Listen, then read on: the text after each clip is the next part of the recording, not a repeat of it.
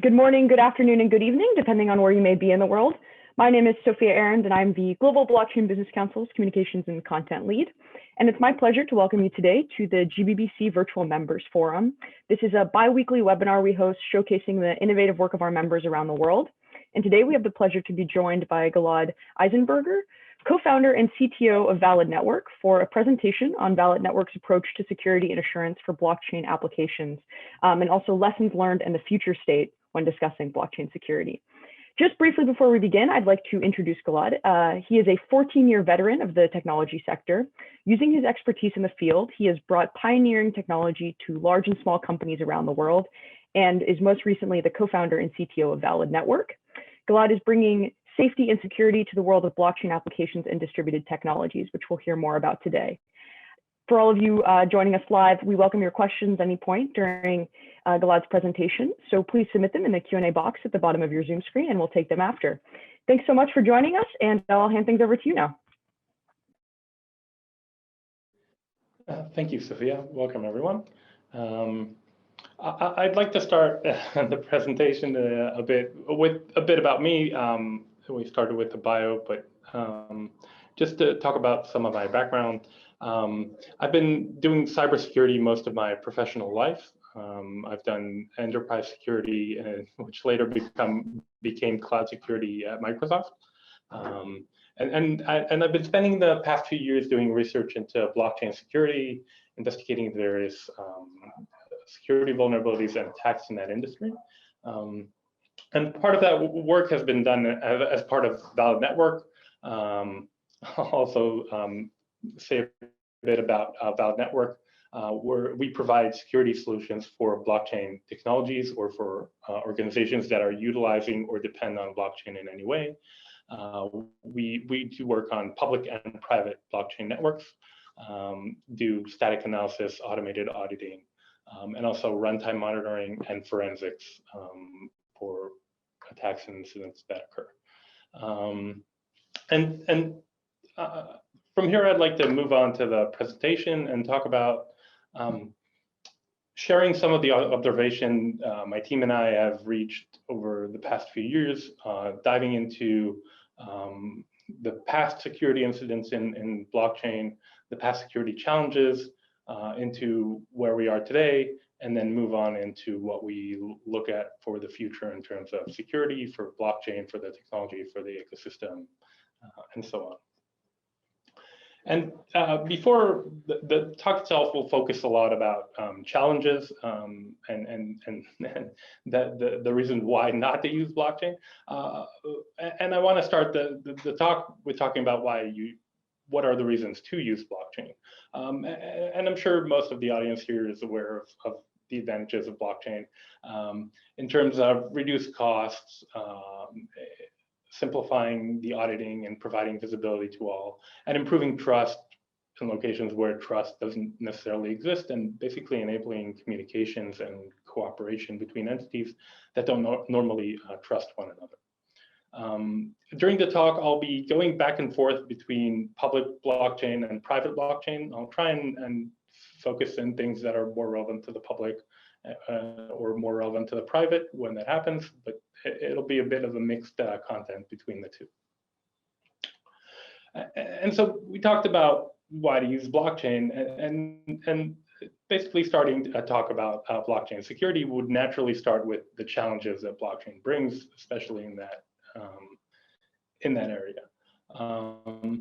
And these are kind of known challenges that exist with any new technology that's being adopted: complex unmonitored transactions, code vulnerabilities that are often undetected and take a while to be identified and fixed, compliance and regulation needs, uncertainties, expectations about new regulation that is expected to come in the future, and the lack of talent. So it's a new technology. There isn't a lot of experienced people that have experience with the technology and can fill the roles that are necessary to help that technology grow. And these are challenges that are, as I mentioned, general and apply to most new technologies in one way or another. I think blockchain has some additional, more specific challenges that relate to the decisions or the idea behind blockchain. And the first of those is around visibility. So the idea in blockchain is providing an open and visible communication consensus model, an open network for participants to view into and participate in. And that allows, that brings with it security challenges where attackers have the same level of visibility, and attacks that have been successful are visible to everyone. So it's more difficult for organizations to quiet down incidents that occurred or tone them down or limit their impact. Everyone can see everything and know what happened. The second aspect is immutability. I'm sure anyone dealing with blockchain is aware of the challenges that immutability brings in terms of recovering from attacks, fixing corruptions that might occur and things like that, that are much more difficult to do on the blockchain and in some cases even impossible. And lastly, the fact that the system is decentralized brings a unique challenge where in traditional cybersecurity, they say that the best way to protect yourself is to turn off the computer, or the only way to have a secure system is to turn it off. In a decentralized world, you can shut down your servers, you can protect them as much as you want, but since the network is decentralized, you have no control over what happens at that network. You're still exposed to attacks, your assets are still exposed to attacks. There's no way to take them offline, disconnect them from the network, and make them immune in any way. And these challenges are, in my eyes, more unique to blockchain and specific because of kind of the ideas and the direction that blockchain is trying to pull into. And we can see these challenges coming in when we start looking at a very short part of the various security incidents that occurred over the past years. I don't think we need to go over the list. It's, again, a very partial list. A lot of security events, a lot of funds impacted. And security incidents are nothing new in the blockchain world, but there is still a general concept that the blockchain itself is secure by nature, or that it is secure, and that there's no real need for security. Diving into a specific past attack and looking at its impact, we can see pricing history for, in this case, Bitcoin and Ethereum. And this is around the time of the Parity wallet freeze in 2017, November 2017. And what's interesting in these graphs is that we can see a significant impact right around the middle, around November 8th, 9th, 10th, where actually the Bitcoin price is taking a significant dive, and that's exactly the dates where the attack was acknowledged by Parity and got a lot of public attention and focus, eventually leading to $300 or so million worth of Ether that were locked in wallets and are still locked there. And the interesting aspect that I'm trying to show in this chart is that the impact of a security attack impacts more than just the funds that were locked or that specific network, that specific coin or cryptocurrency. It has a wider effect where it impacts the industry, the network, the technology, and the perception of it. And we can see that impact through various list of attacks and incidents that happened throughout those years, and seeing their significant impact from blockchain-wide impacts. For example, the Bitcoin price we saw as a result of an incident on a completely different network, or a transaction fee hiking that happens every now and then and impacts basically the whole blockchain. We can also see attacks naturally that affect an exchange in various levels. It could be a localized impact. It could lead to a complete closure of that exchange or that entity, that organization. impact on decentralized applications in various ways, and attacks from small to large, impacting the application, its functionality, and in many cases, even the reputation of that application, and effect on specific wallets, specific accounts, even groups of wallets, such as in the Parity freeze itself. And this impact is significant, and looking at data collected by Slowmist Hacked, which maintain a good database of security incidents that occurred over the past several years that they've been tracking, we can see a $14 billion impact in total on all of those attacks. And that's a significant impact. It's focused on the direct impact and not necessarily the reputation impact and things like that are much more difficult to measure. But it shows that this is a big problem. It's happening constantly throughout all the blockchain networks. Every day, almost, we can hear of a new attack. Looking at the same data, we can see that an average attack has an impact of $38 million. That might sound low, that might sound high, but it's actually a very high number when you compare it to other industry standards around costs of attacks for ransomware, for example, which are significantly lower at the 5 times less or so for an average attack. So these incidents have a significant impact, financial, and have been carried out, with us as a fact of life throughout blockchain network. Most of the attacks have been public, especially those that we know about, mostly thanks to the high visibility of blockchain network that allows us to view that data and understand what happened in the past. And this large number is a global problem, with blockchain being a technology designed to remove boundaries and encourage cooperation and openness between entities. It's a global movement. There's blockchain development throughout the world, including developing countries that are normally slower to adopt new technologies. And the impact of these attacks has a global impact as well. Funds and assets are not localized to a specific region. The networks themselves are global, cross-country, especially the public open ones. So this is a global problem that needs to be addressed by more than just one entity or every entity attempting to protect itself.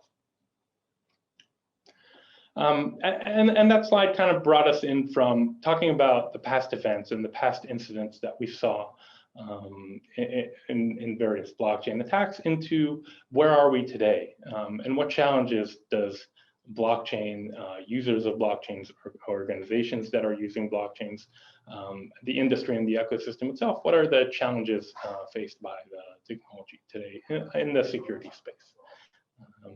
So one of the main challenges we see today is the autonomousness of attacks, where today they're mostly semi-autonomous in the sense that some are triggered and some are autonomous. So these are basically attacks where an attacker, a malicious entity, would release some kind of scanner that attempts to identify a situation that can be exploited, in many cases based on historical knowledge or an attack that happened in the past, and then just attempts to locate a contract or an asset that's vulnerable to that same type of attack and immediately execute that. We can see that becoming a more significant trend, where attacks that have been executed are quickly re-executed in a copycat-like attack. We can look at the LendFMe attack, where there were several attacks using the exact same technique day after day. Either the same entity just looking for more targets as they find them, or other entities that are learning from that attack and then copying it and performing the same attack against different assets. And this, in a way, utilizes the visibility of the blockchain, and leads us into the second significant challenge today, which is complex targeted attacks. The blockchain's visibility allows attackers to do a lot of reconnaissance work before attempting to execute an attack, and that makes it easier to perform complex attacks. It gives the attackers more confidence in the success of the attacks before they're executed. It's very easy to evaluate what the outcome of the attack is to verify that everything works correctly. It even applies to the most basic of things, such as private key theft. So an attacker that gains a private key of an account can immediately check the balance of that account and determine whether it's worth it to extract those funds and reveal possibly the knowledge of that private key. Whereas an attacker that would get a user's bank password, for example, would need to log into the bank and see what the balance of the account is. There's no external way to look at the balance of the account without actually using that password. Now, if that's either a honeypot where the bank is tracking that, or would somehow identify that behavior as anomalous, the attacker would expose it himself only to find out whether the attack is worth it or not. So additional visibility allows attackers to plan out the attack ahead of time, be aware of nearly all the security mechanisms that exist, and know that the attack is going to be successful before it's executed. And another challenge we see is the need for organizations to react quickly to attacks. And we can mostly see that gap by looking at the more recent attacks where organizations have actually been able to react more quickly. And we can see that there is the possibility to either recover or limit the impact of attacks by reacting quickly to them, freezing funds, blacklisting accounts, and doing whatever is necessary to either destroy the stolen funds or somehow recover them. And organizations today have a challenge of needing to be prepared to react quickly, to have monitoring in place to be aware of an attack, and then have a plan in place to execute on that plan and react quickly to an attack. And these first three have been mostly public blockchain challenges. And the next two are more of the private area. Private blockchains today mostly rely on isolation as a means of protection. They're private networks that have a very limited number of members in them, and highly restrict the parties that are involved, the entities that have access to the network, and that provides a layer of security by not allowing attackers to reach that network. While that works today, I see it as a challenge because effectively that's the opposite of what blockchain is attempting to do. Blockchain is about the opposite of isolation. It's about connecting systems between entities that don't trust one another, and establishing an ecosystem or a system of trade or other shared data system that allows communication between entities that don't really know how to communicate without exposing themselves to security issues. So while that works today, as we move from POC to production, and as these systems take a more substantial place in world trading and world finance and take a real place, they'll be more and more exposed to actual attacks and actual attempts to attack those systems. And another aspect of moving from POC to production is that while systems are in a POC level, there's very little motivation to attack them. They usually don't really hold any significant real funds. Even if so, they're usually backed by other systems that are tracking their behavior and are used as the production system.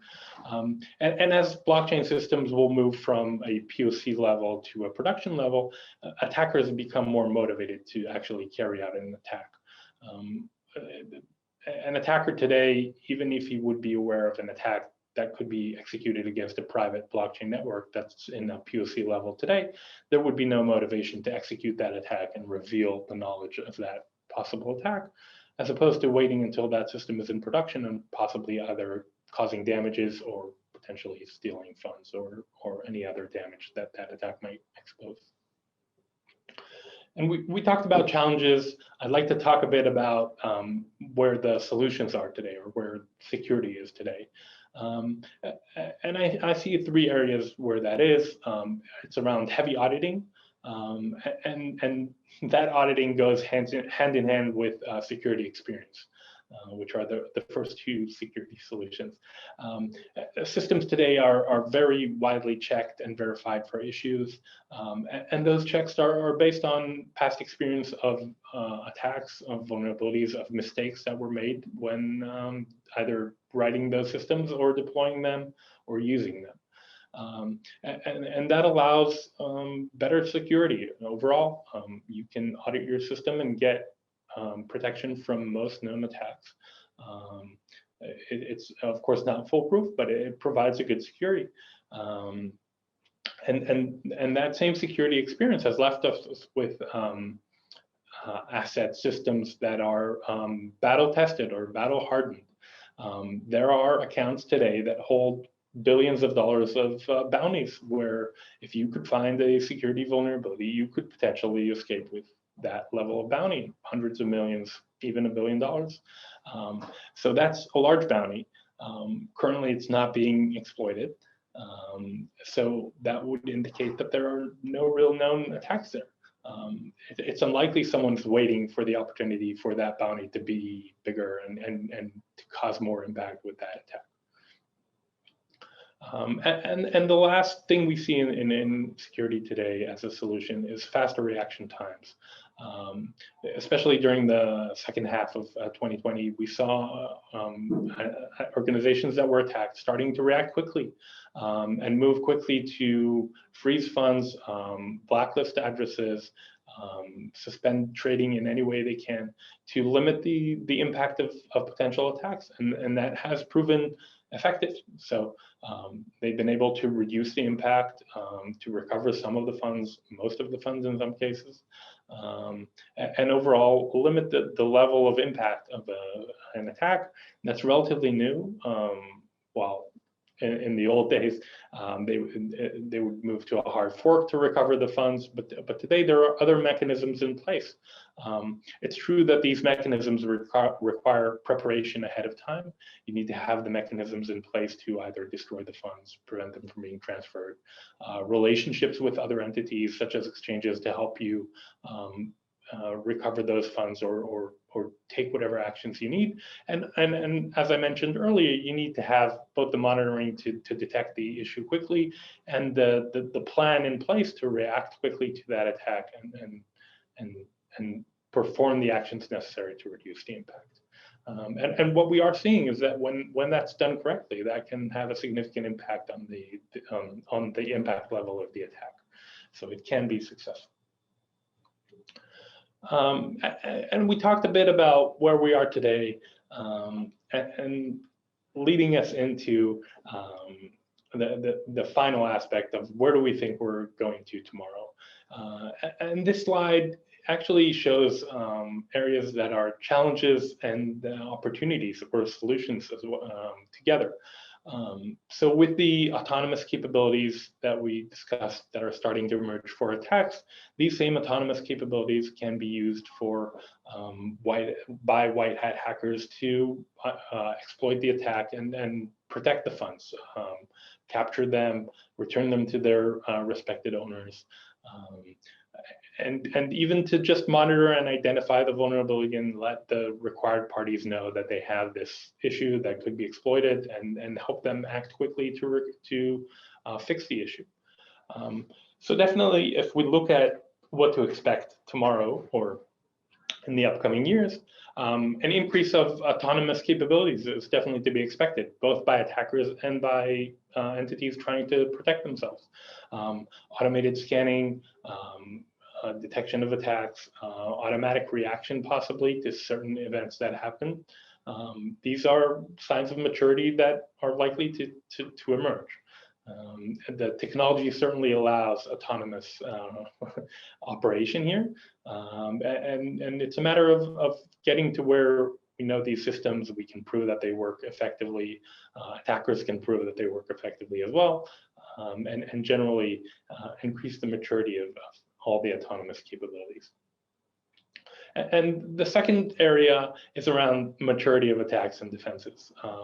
Some of the attacks until now have been, in some cases, very naive, especially in the early days.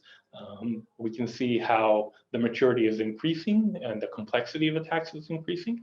And we can expect that maturity to continue. We'd expect more and more complex attacks and assets or organizations that are more and more protected and more prepared for these attacks. And it's the usual cycle of cat and mouse, where one side can advance and find something new, and the other reacts by improving either the attack or defense in return. The third thing we'd expect to see is a much more established recovery process. These are to be expected to where and the impact of the attack can be minimized and established ahead of time. That could allow a lot of the uncertainty around attacks to be reduced. If you can know that you'll be able to limit the impact of an attack, the risk is reduced somewhat, the reputation impact is significantly reduced when there is good recovery in place. And that can increase confidence and make attacks less worthwhile, especially against entities that are well prepared. So definitely an area that will improve in the future, and it's effectively cost-effective for these organizations to set in place these recovery mechanisms. The last item is a bit technological, but these are I'll explain what I mean by non-front-runnable transactions. Currently, transactions have a time period on the blockchain where they're visible to everyone before they're committed to the ledger and effectively finalized. And that time frame allows an attacker or another entity to front-run those transactions by passing them in line and then submitting a transaction ahead of them that's based on the knowledge of what the other entity is attempting to do.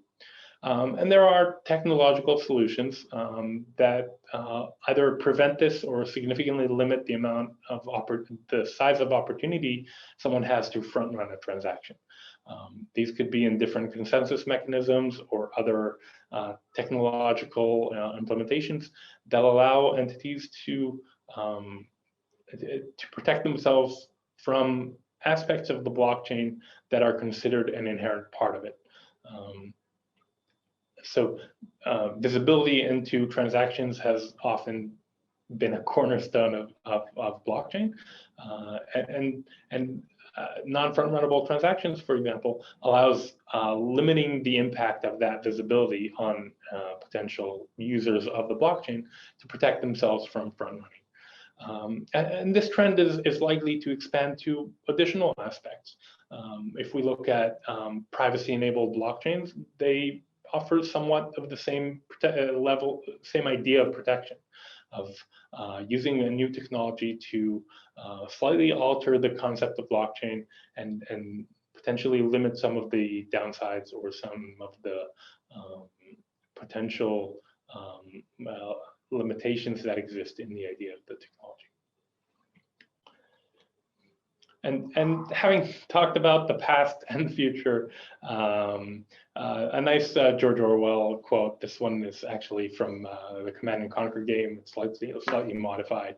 And I think this quote has a nice double meaning in the world of blockchain. It's originally from the 1984 book. But it's interesting because in blockchain, basically miners receive the rewards for their participation in the blockchain. And these rewards, in addition to receiving the rewards, they get to decide which blocks to apply next. So effectively, they can command the future.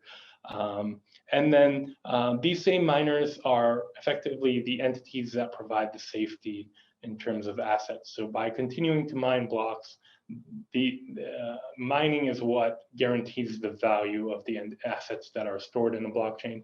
It's effectively what prevents others from manipulating that data and performing various attacks on it.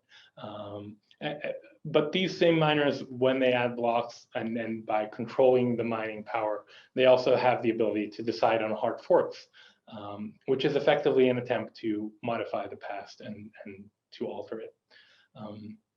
So I think that brings in a nice meaning into this sentence with the world of blockchain and the impact that mining organizations have on how things are executed and what they modify in the past. And this also brings us into a discussion of how we bring conventional security, the mindset of the past, into the technology of the future. And how do we apply the same concepts we have for traditional, conventional security to a new world of decentralized and blockchain-based systems. That's all I had. Thank you for joining. Well, thank you so much, Gilad. We've received a number of questions, and I'd actually like to start. I'm going to group some of these together. So I think a good place to start is if you could walk us through Valid Network's engagement with an enterprise, and then the follow-up question, do you typically start with an audit? Right. Good question.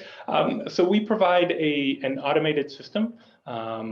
We don't usually start with a manual audit. We instead apply the application's either source code or binary to our system and perform an automated scan of that system for vulnerabilities. This provides a quick assessment of what type of issues might exist in the application, which aspects are more risky or less risky, and what are the approaches to protect that application.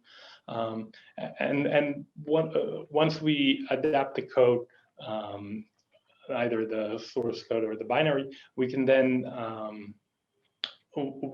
track that the development of that code as it progresses, and as issues in that contract are fixed and changes are made to the code, we can rescan it and re-verify and ensure that the fixes are correct and they indeed fix the issue. And then finally, once the system is ready to be deployed, most likely to a POC environment, we can provide runtime monitoring and inspection of transactions and activity that happen on the network. And finally, forensics capabilities to dive into specific transactions or incidents that occurred on the network, understand exactly what happened, how it happened, and how to potentially prevent it in the future.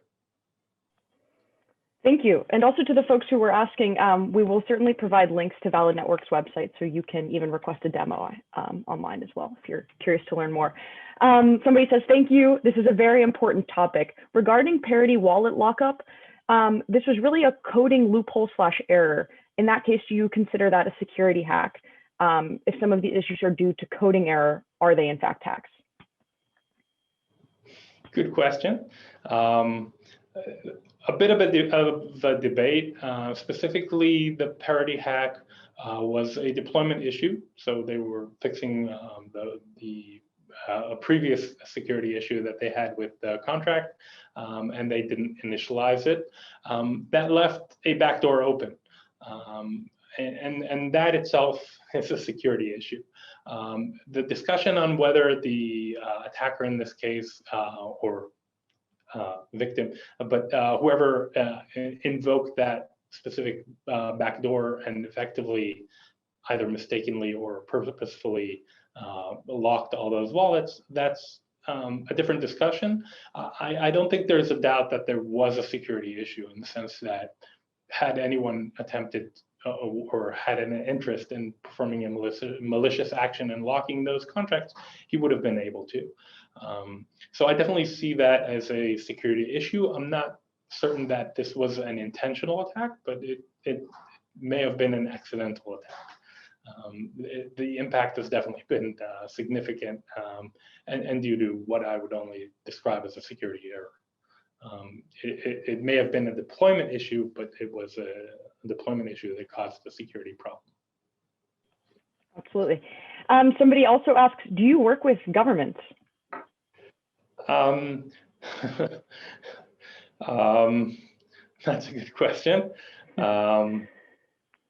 We work with some governments, especially around financial regulation, and those kinds of aspects.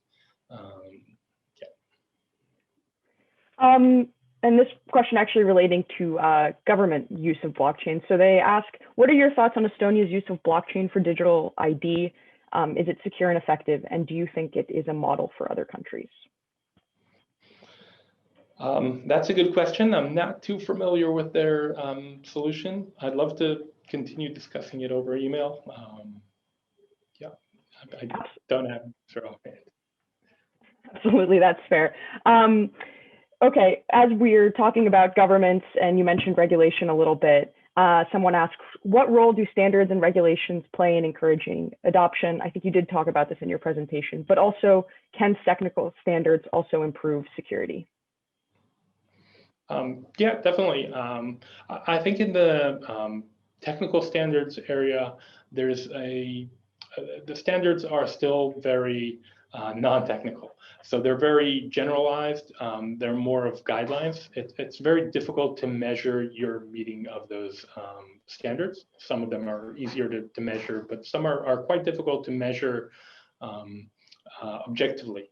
And that limits your ability to create automated tools that work as part of the development process to verify that you're meeting the technical standards that you set for yourself.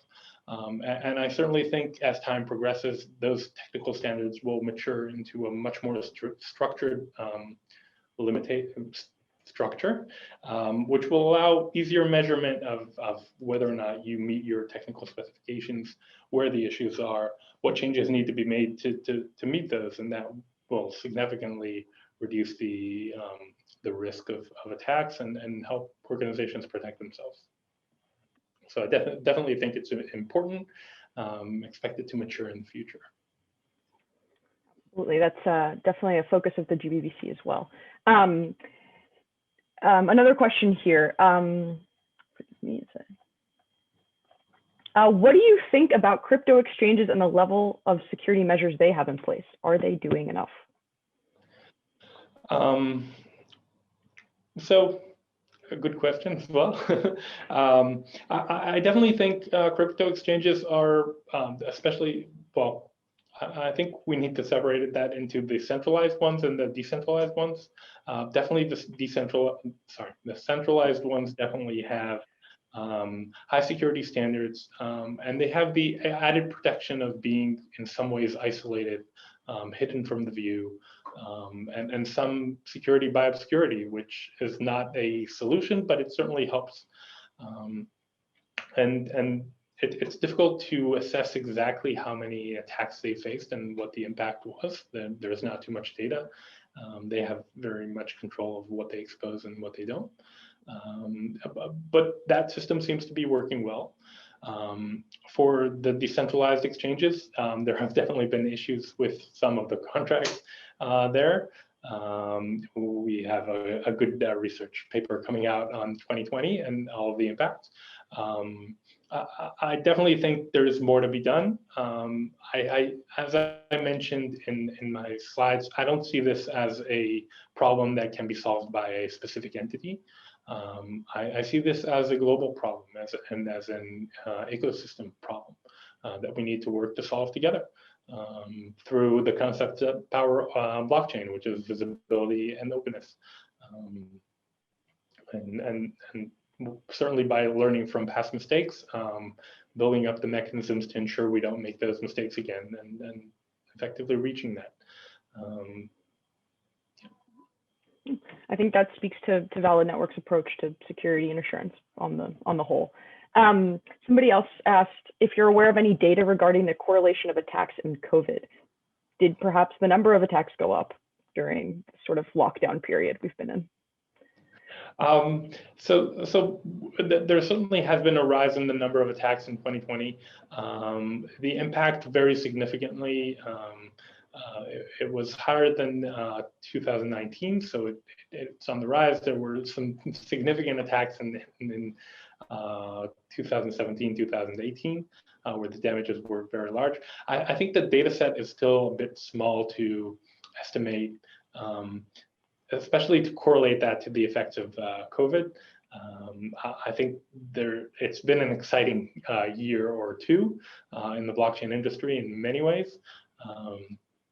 And so there have been shifts in attacks. I think they're mostly due to the shift in popularity of DeFi, blockchain, crypto, and COVID had an impact, but I don't think that's significant. Sure. Somebody else also asks if you could break down kind of the differences between traditional IT security and blockchain security. How do they differ and how are they similar?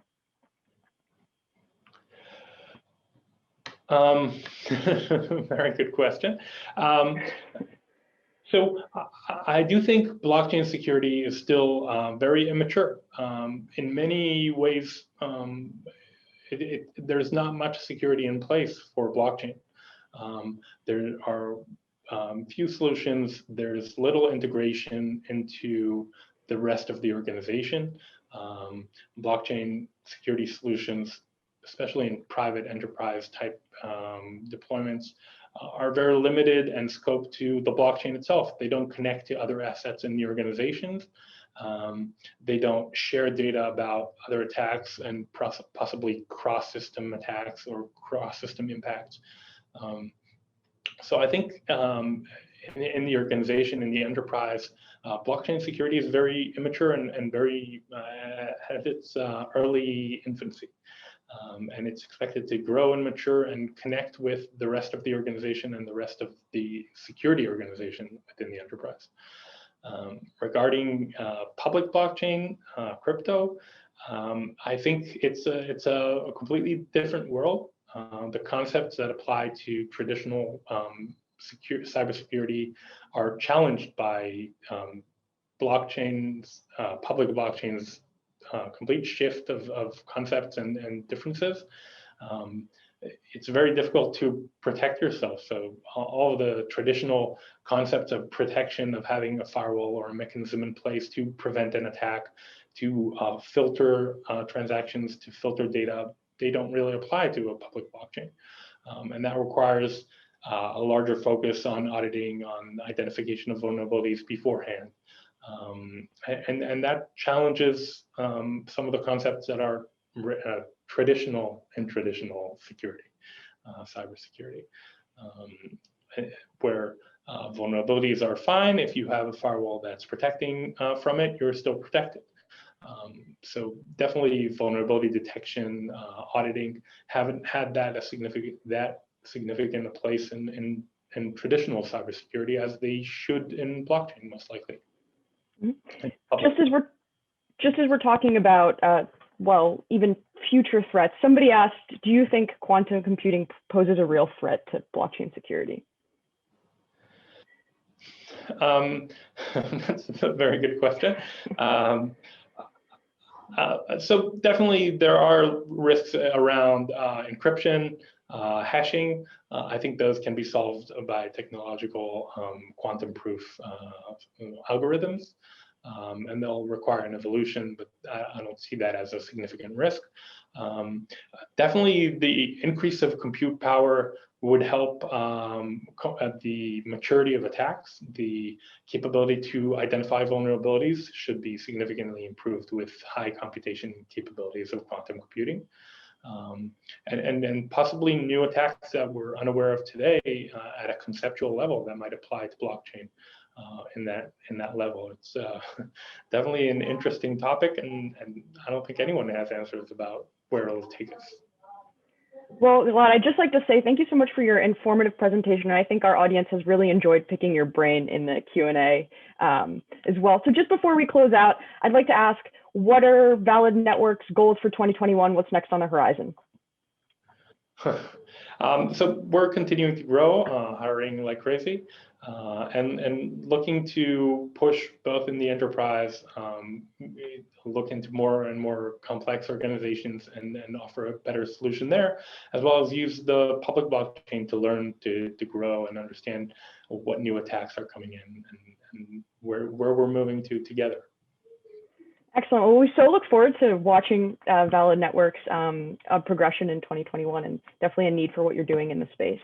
To everyone who tuned in today, thank you so much for your insightful questions. We will share a recording of this presentation on GBBC's YouTube channel and also distribute it to you.